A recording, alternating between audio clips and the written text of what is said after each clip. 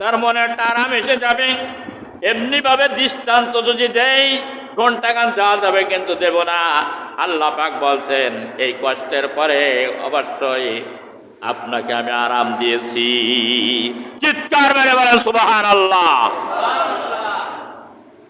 6 নম্বর আয়াতে আল্লাহ পাক বলছেন যে আপনার এত কষ্টের পরে, জন্ম থেকে কষ্টের পরে 40 বছর পর্যন্ত কষ্ট হলো, সাধনা করতে হলো, তারপর নবুয়ত আসলো গারে হিরাতে। নবুয়ত পেলে এখানে স্বস্তি হয় নাই। আল্লাহ রাব্বুল আলামিন দেশ থেকে যখন বিতাড়িত করে মদিনায় যখন হিজরত করে চলে গেলেন, স্বপ্ন দেখলেন যে একটি ইসলামী একটা কল্যাণ রাষ্ট্র তৈরি করতে হবে, এই মানুষের ন্যায় নীতি আইন শান্তি শৃঙ্খলা ফিরিয়ে আনার জন্য। চিৎকার মেরে বলো সুবহানাল্লাহ। তখনও হয় নাই। এইবারে বয়স হয়ে গেছে কত? 40-এর পরে 23 বছর, অনেক বয়স হয়ে গেল। 53 বছরে মেরাজ করলাম। মেরাজ করার পরে মদিনায় গেল। 23টা বছর ধরে 114টি সূরা নাযিল হলো পর্যায়ক্রমে। জিহাদের বিধান নাযিল হলো। 28টি জিহাদ করা লাগলো। সেনাপতি হিসেবে নেতৃত্ব দেওয়া লাগলো নবীজিকে। দেওয়ার পরে রক্ত দেওয়া লাগলো, গায়ে রক্ত ছড়াই দিলেন, দাঁত মোবারক শহীদ হয়ে গেল। কত কষ্ট করেছেন, খাই নাই, পেটের মধ্যে পাথর বেঁধে নিল ক্ষুধার যন্ত্রণায়। এরপরে সুন্দর একটা ইসলামী স্টেট কায়েম হয়ে গেল, মক্কা বিজয় হয়ে গেল। ইসলামী এই কল্যাণ রাষ্ট্রের প্রেসিডেন্ট হলেন আল্লাহর নবী। চিৎকার মেরে বলেন সুবহানাল্লাহ। ও আল্লাহর বান্দারা, এই কল্যাণ রাষ্ট্রের প্রেসিডেন্ট হতে গেলে কষ্ট করা লেগেছে না লাগি নাই? কথা বলেন, বলেন। অনেক কষ্ট না? তারপর তো রাষ্ট্রের প্রেসিডেন্ট নাকি? তিনি যা হুকুম করেছেন তা হয়েছে। 23টা বছরের ভিতরে কোরআন নাজিল হয়েছে, আর সেই কোরআন 28টা যুদ্ধ করলেন, কষ্ট করলেন, তারপরে ইসলামের সমাজ ব্যবস্থাটাই কল্যাণ রাষ্ট্র তৈরি করলেন। আমরা সেই যুগে মুসলমান ছিল কত? কথা বলেন। 313 জন। কয়জন? 313 জন। আমরা মুসলমান কতজন? এই দেশের, বাংলাদেশের কথা বলি, আমরা যে দেশে জন্মগ্রহণ করেছি 92% মুসলমান। কিন্তু এই 92% মুসলমানের দেশে ইসলামী কল্যাণ রাষ্ট্র প্রতিষ্ঠা হয় না কেন? কেউ চায় না কেন? মুসলমান তো দাড়ি ঝুলায় নামাজ পড়ে, কপালে টিক ফেলাই দেয়, এতে কি বৃষ্টি হবে নাকি? তাহলে তো রাসূল সাল্লাল্লাহু আলাইহি ওয়াসাল্লাম শুধু নামাজই ভুলে যেতেন।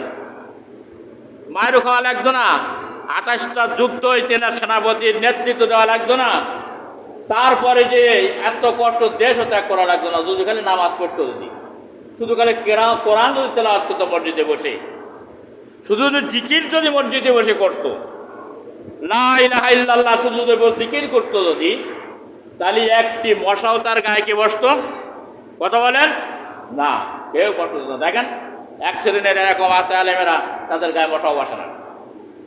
কিন্তু বিশ্ব নবী এই জন্য আল্লাহ দুনিয়ায় তাকে পাঠিয়ে দেন নাই, দুনিয়ায় পাঠিয়ে দিয়েছেন এই পৃথিবীতে। হুয়াল্লাযী আরসালা রাসূলাহু বিল হুদা ওয়া দীনিল হাক্কি লিযহিরাহু আলাদ-দীনি কুল্লিহি ওয়া কাফা বিল্লাহি শাহীদা। মহান আল্লাহ রাব্বুল আলামিন বলছেন, নবী এই আরামের জন্য, জিকির ফিকির করার জন্য পাঠায় দেয় নাই, শুধু তাজ্জুদ গুজারের জন্য পাঠায় দেয় নাই। আমি আপনাকে প্রেরণ করেছি হেদায়েত সহকারে। ওয়াল্লাযী আরসালা রাসূলাহু বিল হুদা ওয়া দীনিল হক, এবং দ্বীনে হক সহকারে আমি প্রেরণ করেছি, যেই দিনটাকে সমস্ত মতবাদের উপরে, সমস্ত আদর্শের উপরে, সমস্ত ধর্মের উপরে এই ধর্ম আপনি প্রতিষ্ঠা করবেন। চিৎকার মেরে বলেন সুবহানাল্লাহ। যদি জিকির করতো তাহলে কিচ্ছুই হতো না রবিজি। কোরআন তেলাওয়াত করলে তাহাজ্জুদ পড়ে ঘরে বসে আল্লাহর কাছে কাঁদলে গায়ে মশাও লাগতো না, কেউ বলতো না। আরবের সবচেয়ে সম্ভ্রান্ত ব্যক্তিতে পরিণত হয়ে যেত। কিন্তু আল্লাহ পাক বলেন যে এই জন্য পাঠায় নাই। সমস্ত ধর্মের উপরে, আইনের উপরে, মতবাদের উপরে এই দিনকে প্রতিষ্ঠা করতে হবে, এর রূপ দিতে হবে। দিনের কি প্রকৃত রূপ এটা দিতে হবে পৃথিবীতে। রসুল বিল হুদা ওয়া দীনিল হাক্কি লিইয়ুযহিরাহু আলাদ দীনি কুল্লিহি। তাই কাফেররা যতই আপনার পরে অসন্তুষ্ট হোক না কেন, যত নির্যাতন করুক, যত নিষ্পেষণ করুক, যত অপছন্দ করুক, ওয়াকাফা বিল্লাহি শাহিদা, এর জন্য আল্লাহ হলেন সাক্ষী যথেষ্ট। চিৎকার মেরে বলেন সুবহানাল্লাহ। সূরাতুল ফাতহ 28 নম্বর আয়াত আমি বললাম। এই জন্য বিশ্ব নবী তার 23টা বছর জীবনে কোরআন নাযিল হলো। 23 বছরে 28টা যুদ্ধ তিনি করলেন এবং এই 23 বছরের ভিতরে একটা কল্যাণ রাষ্ট্র তিনি তৈরি করলেন। যেই রাষ্ট্রের মধ্যে একজন নারী 250 মাইল ছানা থেকে হাজারাল মাউত পর্যন্ত স্বর্ণ অলঙ্কারে ভূষিত হয়ে রাস্তায় চলবে, কোনো যুবক তার গায়ে স্পর্শ করবে না। চিৎকার মেরে বলেন সুবহানাল্লাহ। কোনো যুবক যদি তাকে দেখে তাহলে তার নিজ দায়িত্বে তার গন্তব্য স্থানে মঞ্জিলে মকসুদে তাকে সসম্মানে মায়ের ইজ্জতে তাকে পৌঁছায় দিবে। সুবহানাল্লাহ বলেন। আজকে কি শুধু এইরকম না, 10 মাইল যদি কেউ যায় তাহলে একটা স্বর্ণ অলঙ্কার পরে নারীর কি নিরাপত্তা আছে? কথা বলেন না কেন? নেই। কারণ এটা একটা হিংস্র সমাজ। বেনিয়ালি একটা ছেলে, তার নাম হলো কি যেন, ইজি বাইক চালায়, তার ডেকে নিয়ে গেছে ভাড়া নিয়ে কলরয়। ওখানে ভাড়া নিয়ে তাকে বেঁধে, রিক্সা তো নিয়েছে ইজি বাইক, এখানে নিয়ে এসে না, তার মেরেই ফেলে দিয়েছে জীবনে। আজকে কালকের ঘটনা ওই বেনিয়ালি বাড়ি। তাহলে কই রকম আমরা নিরাপত্তার সমাজে বাস করি? তাহলে একজন নারী হলে কি করতো? তার ধর্ষণ করে বাঁচাই হতো না, জীবনে তার মেরে ফেলে তো হাজার হাজার বাংলাদেশের পরিবার। বাংলাদেশের মুসলমানেরা ইসলামী কল্যাণ রাষ্ট্র কোন সমাজ চায় না। কেন চায় না? কারণ এটা খুব কঠিন একটা সাধনা, কষ্ট। এই কষ্ট করতে চায় না। ওই দল করতে চায় যে দলের ভিতরে ভোট দিলে নেতা হওয়া যায় রাতারাতিতে। কিন্তু ইসলামী দল করতে গেলে বহুত কঠিন, এত কঠিন কেউ সহ্যতা করতে পারবে না। জামাত ইসলাম বাংলাদেশ 41 সালে তার আত্মপ্রকাশ করেছে। 41 সাল, আজকে চলছে কত? 25, 100 প্রায় 7 বছর হয়ে গেছে। বাংলাদেশে 53 বছর ধরে একটা কল্যাণ রাষ্ট্র তৈরি করতে চায় বাংলাদেশ জামাত ইসলাম। কিন্তু জামাত ইসলামকে কেউ পছন্দ করতে চায় না। কারণ এটার ভিতরে এর যে আপনার গঠনতন্ত্র, এই গঠনতন্ত্র অত্যন্ত কঠিন। এর শপথ নিয়ে এই গঠনতন্ত্র মেনে এই সংগঠন করা লাগে, নেতা হওয়া লাগে। রাতারাতি নেতা হওয়া যায় না। এই জন্য এই পর্যন্ত 53 বছর ধরে বাংলাদেশে মাত্র 21% মানুষ তৈরি হয়েছে। ইসলামী কল্যাণ রাষ্ট্র কি হবে? কথা বলেন। আপনার আমার মতন মুসলমান যতদিন ফিরে না আসবে ততদিন পর্যন্ত ইসলামী কল্যাণ রাষ্ট্র হবে না, ন্যায় নীতি প্রতিষ্ঠা হবে না, শান্তির প্রকৃত রূপ, কোরআনের প্রকৃত রূপ, সৌন্দর্য, স্বাধীনতার সৌন্দর্য এই বাংলার মানুষ কোনোদিন তা উপভোগ করতে পারবে কিয়ামত পর্যন্ত যদি চলে পারবে না। আর আপনার জন্ম থেকে মৃত্যু পর্যন্ত আপনি থাকবেন, কোনোদিন ভোগ করতে পারবেন না। কল্যাণ রাষ্ট্র লাগবে। যেই কল্যাণ রাষ্ট্র তৈরি করতে গেলে সোনার মানুষ তৈরি করে সোনার মানুষকে আইনের আসনে বসাতে হবে। ভুতুম পেশা বসালে ফুল গাছের ফুল নষ্ট করবে, জীবনে তাতে ফসল হবে না। কিন্তু ওখানে যদি ভুতুম পেশা না বসায়, ওখানে যদি সুন্দর চরিত্রের মানুষ বসানো হয় ফুল গাছের ফুল বৃদ্ধি পাতি থাকবে, ফসল বৃদ্ধি পাবে। সুতরাং বাংলাদেশে যে সমস্ত জায়গাগুলো আছে এগুলো সব জায়গায় চোর আর চোর। এই জন্য বঙ্গবন্ধু বড় আফসোস করে বলেছিল, তখন ছিল 7 কোটি মানুষ, আর পাকিস্তান পেয়েছে সোনার খনি, আর আমি এই বাংলাদেশে পেয়েছি চোরের খনি। শুধু চোরের খনি নয়, এখন হচ্ছে সন্ত্রাসী, দুর্নীতি আর চাঁদাবাজির হচ্ছে মহড়া চলতে পারে, পূর্তি যুগিতে হবে। নাউজুবিল্লাহ কন। এই কল্যাণ রাষ্ট্র তৈরি করে যখন রাসূল সাল্লাল্লাহু আলাইহি ওয়াসাল্লাম দেখালেন, আল্লাহ পাক বলছেন যে ওই কষ্টের পরে আপনার আমি স্বস্তি দিলাম, শান্তি। সূরা ইনশিরার অপার নাম হলো কি? শান্তি। এরপরে আল্লাহ রাব্বুল আলামিন বলছেন, ও নবী, এইবারে ইসলামী রাষ্ট্র প্রতিষ্ঠা হয়ে গেল, আপনি রাষ্ট্রের প্রেসিডেন্ট হয়ে গেলেন। মসজিদে নববী হলো সংসদ ভবন, সেখান থেকে বিচার বিশ্লেষণ, আইন আদালত সব কিছু সেখানে পরিচালনা করা হয়। রাষ্ট্রের প্রেসিডেন্ট হয়ে এখানে আপনাকে ক্ষান্ত দেওয়া হয় নাই। আল্লাহ রাব্বুল আলামিন বলছেন, ফাইদা ফারাগতা ফানসব, এই রাষ্ট্র পরিচালনার ভিতরে, দায়িত্ব পালন করার ভিতরে যখন আপনি অবসর পাবেন, ফাইদা ফানসব, তখন আপনি আল্লাহর ইবাদতের নিমজ্জিত হবেন, আল্লাহর ইবাদতে নিজকে মগ্ন করবেন, আল্লাহর ধ্যানে মনোনিবেশন করবেন, নফল নামাজে মনোনিবেশন করবেন, জিকির করবেন এবং দোয়া এবং তাহলিল তাসবির ভিতরে আপনি মগ্ন থাকবেন। কেননা আল্লাহ শুকরিয়া আদায় করবেন। চিৎকার মেরে বলেন সুবহানাল্লাহ। আমরা যদি কোনো কিছু থেকে পরিত্রাণ পাই তা আমরা কি শুকরিয়া আদায় করি নাকি? হ্যাঁ, না। আর আল্লাহ বলে দিচ্ছেন সূরা ইনশিরার মধ্যে এই 7 নম্বর আয়াতে, নবীজি আপনি যে স্বস্তি পেয়েছেন এর জন্য আপনি যে শুধু বিলাসিতা করবেন না, বাড়ি 3-4 কান করে বাড়ি করবেন না, আর কোটি কোটি টাকা আত্মসাৎ করে নিয়ে আপনি করবেন না যে কষ্টটা আমি করেছি, রাষ্ট্র প্রেসিডেন্ট তো আমি, এটাই করবেন না। আপনি আল্লাহর ইবাদতে মশগুল হয়ে যাবেন, আল্লাহর শুকরিয়া আদায় করবেন যে আল্লাহ তাআলা আপনাকে এত মর্যাদা আপনাকে দান করলেন, শান্তি দান করলেন। এরপর বলছেন, ওয়াইলা রাব্বিকা ফারগাব, 8 নম্বর আয়াত সূরা ইনশিরাহ।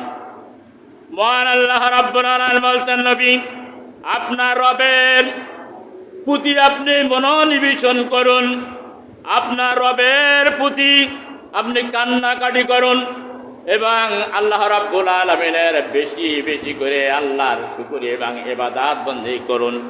এই জন্য বিশ্ব নবীর আগে এবং পিছনের সমস্ত গুনাহ আল্লাহ মাফ করে দিয়েছিলেন। দেওয়ার পরেও তিনি এত লম্বা নামাজ পড়তেন, রাত্রে দাঁড়াই ঘুমাতেন না, দাঁড়ায় নামাজ আদায় করতে করতে পা মোবারক পর্যন্ত ফুলে যেত। সুবহানাল্লাহ কান। ও মুসলমানেরা, নামাজে তো ঠক্কর দিয়ে নফল তো পড়োই না, ফরজও তা ঠিক মতন হয় না, যে কায়দায় পড়ো। আর আমার নবী, যার আগে কোনো পিছে কোনো গোনা নাই, সেই নবী বলেছেন আমার আমলের দ্বারা আল্লাহর কাছে মুক্তি হবে না যদি আল্লাহ রহমত না হয়। সেই নবীর রহমত নাকি আরো কোনো নবীর রহমত আপনারা বলে কথা বলেন? কোন নবীর রহমত? সেই বিশ্ব নবী মুহাম্মদ রাসূলুল্লাহর রহমত আমরা। তাহলে তার অনুসরণ করা প্রয়োজন আছে না নাই? কথা বলে না। আল্লাহ রাব্বুল আলামিন বলতেন 3টে নিয়ামত দান করে যায় সূরার মধ্যে। 1 নম্বর নিয়ামত হলো আপনার অন্তরকে আমি প্রশস্ত করে দিয়েছি এবং আপনাকে আমি ইসলামের সুশীতল সুন্দর ছায়া তলে আপনার জায়গা অবস্থানের পথ চলার সুযোগ করে দিয়েছি। চিৎকার মেরে বলো সুবহানাল্লাহ। 2 নম্বর নিয়ামত আমি আপনাকে দান করেছি, যে মানব সমাজের যে শান্তি কল্যাণের পথ আপনি খুঁজছিলেন, নবীজি যে কল্যাণ রাষ্ট্র বানাবে বলে পথ তিনি খুঁজছিলেন, সেই পথ আমি সুগম করে দিলাম। চিৎকার মেরে বলেন সুবহানাল্লাহ। 3 নম্বর যে নিয়ামতটা আপনাকে দান করা হলো, নবী মনের কান দিয়ে একটু শুনে রাখেন, সেটা হলো যে আপনার সুনাম এবং সুখের দিকে আমি এই দুনিয়ায় প্রলয় পর্যন্ত যত মানুষ এই পৃথিবীতে আসবে আপনার নাম তারা স্মরণ করবে। চিৎকার মেরে বলো সুবহানাল্লাহ।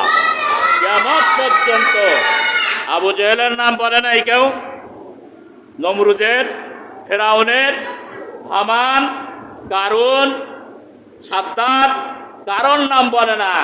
নবীর নাম না বললে দোয়া কবুল হবে না, সেই অনুষ্ঠানে ওয়াজ কবুল হবে না, সেই অনুষ্ঠানের আলোচনা কবুল হবে না নবীর নাম ছাড়া। প্রশংসা করাই লাগবে। সেই নবীকে আল্লাহ তাআলা বললেন, ও নবী, আপনি তো বলছেন দাউদ আলাইহিস সালামের এত গৌরব দিয়েছেন, সুলাইমান আলাইহিস সালাম রাষ্ট্র দিয়েছেন, এবং ঈসা আলাইহিস সালাম ঈসা রুহুল্লাহ বানাইছেন, মুসা আলাইহিস সালাম কালিমুল্লাহ বানাইছেন, আমার কি দিয়েছেন? আল্লাহ পাক বলছেন, দেখো কি দিয়েছে, এই তিনটে নিয়ামত দিয়েছি। এই জন্য এই নবীর অনুসরণ করার দরকার আছে না নাই? আরো জোরে বলেন, আছে না নাই? যদি এই নবীর আদর্শের বাইরে কাজ করেন, কোনো আমল কবুল হবে নাকি? কোনো কবুল হবে না। কারণ রাসূল কারীম সাল্লাল্লাহু আলাইহি ওয়াসাল্লাম হাদিস, হযরত আবু জাহর রাদিয়াল্লাহু তাআলা আনহু قال রাসূলুল্লাহ সাল্লাল্লাহু আলাইহি ওয়াসাল্লাম মাম্মাতা আল জামাআতু আলাইহি শিবরা ফাকাদ খালা আরিফাতাল ইসলামী ঈমানুলকিহিম। আবু দাউদ শরীফের সহিহ হাদিস। বিশ্ব নবী বলেন, যে ব্যক্তি ইসলামের জামাত থেকে যে ব্যক্তি বাহির হয়ে গেল, ওই ব্যক্তি তার গলা থেকে রশি খুলে ফেলাই দিল, ইসলাম থেকে খারেজ হয়ে গেল। যে ব্যক্তি তার হাত থেকে রশি ছেড়ে দিল, সে ইসলাম থেকে খারেজ হয়ে গোমরা হয়ে গেল। এই জন্য বলতে রিফাতাল ইসলামিহি মিন উনুকিহি। ও মুসলমানেরা, ইসলামের জামাত ছাড়া কোনো মানুষ আল্লাহর রেজামন্দে হাসিল করতে পারবে না, আল্লাহর সান্নিধ্য অর্জন করতে পারবে না। এই জন্য এই জামাতের সঙ্গে জীবন যাপন তাকে করতে হবে।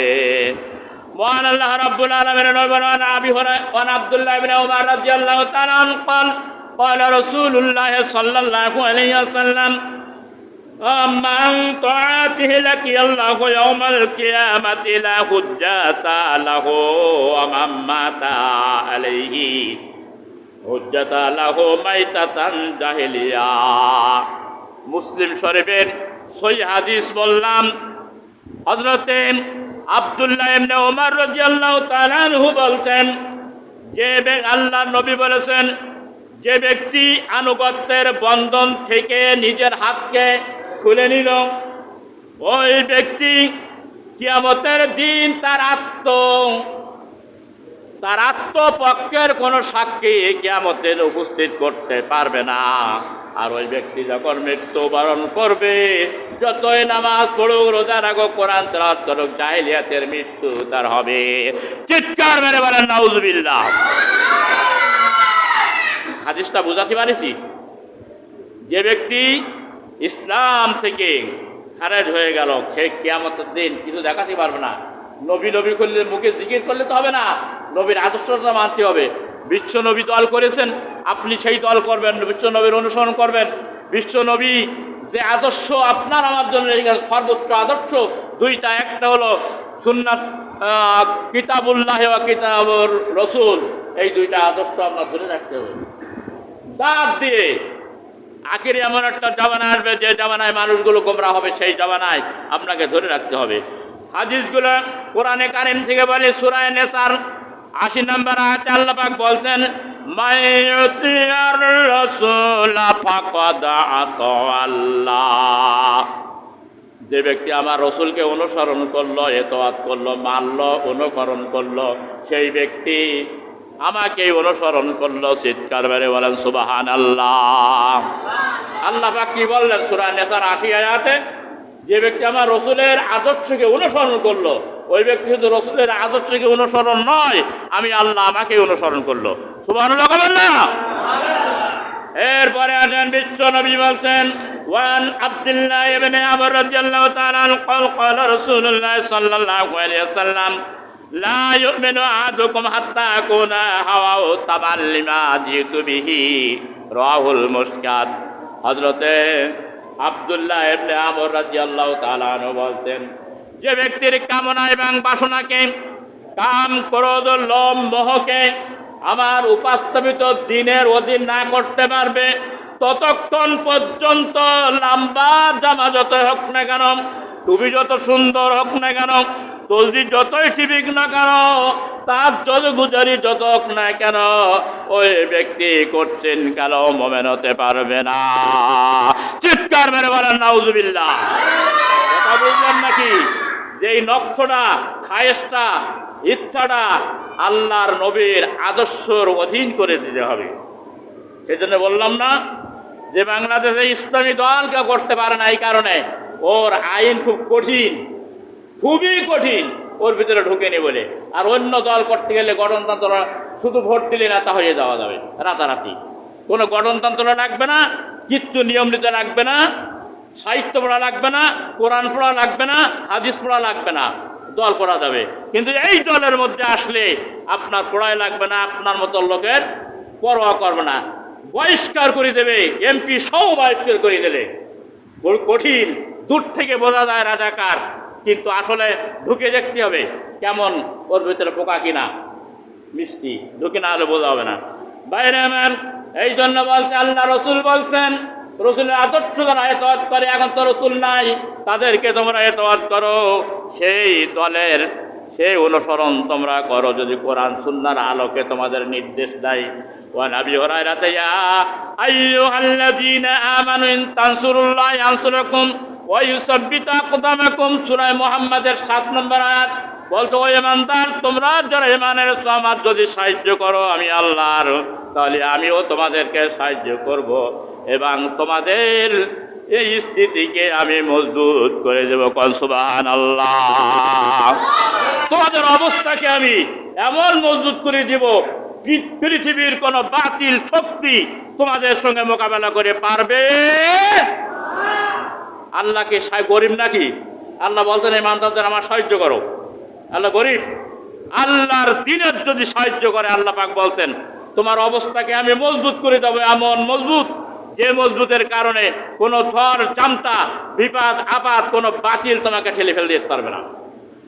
এরপরে আল্লাহ রাব্বুল আলামিনের নবী বলছেন, ওয়ান উম্মিল হুসাইন قالت قال رسول الله صلى الله عليه وسلم إن الأمير عليكم عبد مجدان عليه يدعوكم بكتاب الله سمعون له واتعون رواه মুসলিম।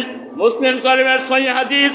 আল্লাহর নবী বলেন, যদি তোমাদেরকে কোনো নাক কাটা গোলামকে যদি তোমাদের নেতা বানিয়ে দেওয়া হয়, বাংলায় বলে নেতা, আরবিতে বলে আমির, যদি তোমাদের কোনো নাক কাটা কোনো গোলামকে যদি তোমাদের আমির যদি বানিয়ে দেওয়া হয়, আর ওই আমিরে যদি তোমাদের কোরআন এবং সুন্নাহর আলোকে তোমাদের আদেশ এবং নিষেধ করে, তাহলে তাকে অনুসরণ করা তোমাদের আল্লাহর যেমন অনুসরণ করা ফরজ, নবীজির যেমন অনুসরণ করা ফরজ, ওই আমিরকে তোমাদের ঠিক তদরূপ অনুসরণ করা ওয়াজিব করে দিলাম। চিৎকার মেরে বলা সুবহানাল্লাহ। সে ছোট হোক, নাক কাটা হোক, কুৎসিত হোক, তবুও তোমাকে যদি কোরআন এবং সুন্নাহর আলোকে আদেশ করে, কোরআন সুন্নাহর আলোকে নিষেধ যদি করে, তাকে তোমার ইতাআত করাই লাগবে। এই রকম আমিরের। এরপর একটা হাদিস আপনাদের শোনাই। ওয়ান আনাস রাদিয়াল্লাহু তাআলা আনহু قال قال رسول الله صلى الله عليه وسلم أن سمعت وأن استمع عليكم الله عمر الحبشي كان لكم رسول ওজাকিহি।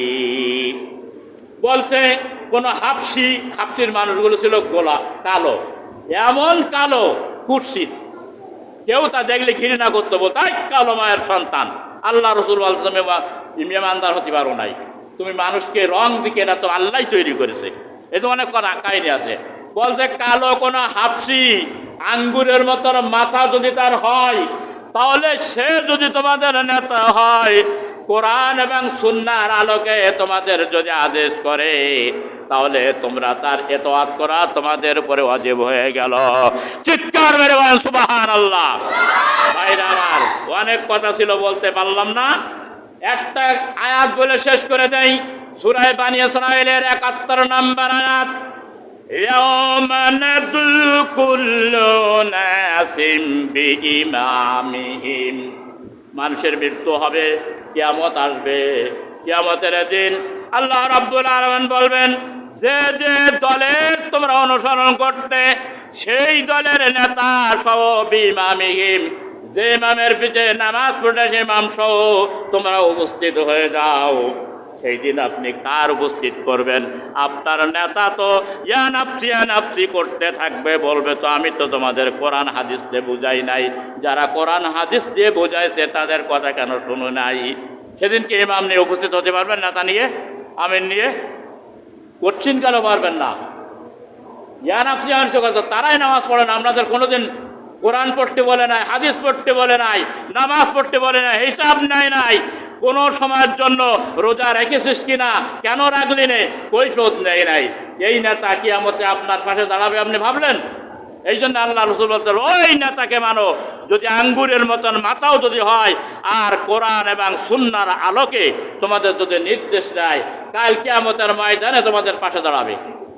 বিইমামিহিম, যখন ডাক দেবে আল্লাহ বলবে ডাক তোর ইমামের, তখন ইমামের ডাক দেওয়ার সঙ্গে সঙ্গে আপনার সামনের কাতারে এসে দাঁড়িয়ে যাবে। প্রিয় ভাইরা, অনেক কথা বলতে পারলাম না, তা আসুন বোঝার চেষ্টা করি। তার কারণ এই দুনিয়ার জিন্দেগিটা হলো অত্যন্ত কঠিন, কঠিন থেকে কঠিন হায়াতে জিন্দেগি। এর ভিতরে চরিত্র করতে হবে, এর ভিতরে আপনাকে আমাকে এমন আমল তৈরি করতে হবে অনন্তকাল, যেখানের কোনো মৃত্যু নাই সেইখানের জন্য। ভালো পথে চলতে হবে, ভালো কাজ করতে হবে, ভালো নেতার পিছিয়ে ঘটতে হবে, ভালো কাপড়ের ভাঙাটুকু সাউটুকুন কাজে লাগবে। এতক্ষণ ধরে আজকের এই আলোচ্য বিষয়, গত জুমায় লা ইলাহা ইল্লাল্লাহ কলেমার এক অংশ, আজকের আলোচ্য বিষয় ছিল মুহাম্মদুর রাসূলুল্লাহ কলেমার দ্বিতীয় অংশ। সব ব্যাখ্যা করতে পারলাম না। এতক্ষণ যে কথাগুলো আমি বলেছি আপনারা কি সবাই বুঝতে পেরেছেন? অসন্তোষ নাই? আমি কারোর গায়ে বোধহয় বলেছি না, গায়ে বোধহয় বলেন। আল্লাহর কোরআন এবং রাসূলের সুন্নাহ থেকে হাদিসগুলো বলেছে, কোটেশন দিয়ে আপনারা পড়বেন। পড়ে যদি ভুল হয়ে থাকে কোটেশন আমাকে রিকোয়েস্ট করবেন, আমিও সংশোধন হয়ে যাব। কিন্তু তবুও ইসলামের সৎ হক পথে চলতে হবে, কোরআনের পথে চলতে হবে। মহান আল্লাহ রাব্বুল আলামিন এতক্ষণ ধরে যে আলোচনাগুলো আমরা বললাম শুনলাম, আল্লাহ মেহেরবানি করে আমাকে সহ আপনাদের সহ গোটা পৃথিবীর মুসলমানদেরকে আল্লাহ যেন জীবনে বাস্তবায়ন করার তৌফিক যেন দান করেন। যার গায়ে যত শক্তি আছে চিৎকার বলে মেরে বলবেন আমিন। আল্লাহর আরশে আজিম পর্যন্ত যেন চিৎকার মেরে বলেন আমিন।